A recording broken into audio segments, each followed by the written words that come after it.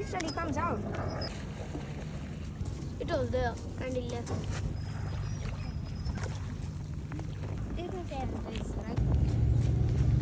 Take it some berries.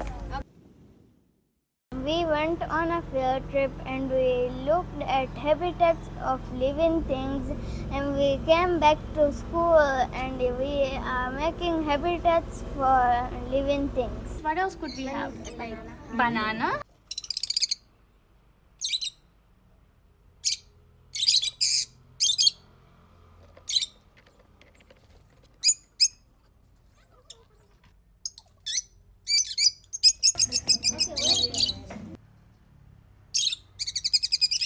You poor darling was focused on that. Today we made a butterfly pond. The water is to repel the ants from taking the food. The rocks are so the butterfly can land on them. The fruits are so that butterfly can make nectar out of it. And the flowers are to attract the butterflies to come here. We are going to place a butterfly pond in our sensory garden.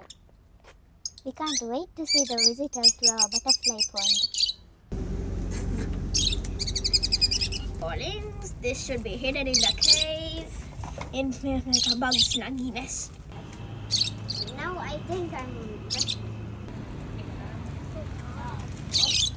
It's so hard to... Alaya, should we keep our bug hotel here? If we keep the bug hotel here, the geckos will eat all the bugs. So let's close all the openings here. If we close all the openings, the bugs can't go in or the bugs can't go out. So let's move it. Okay. Let's go find a place.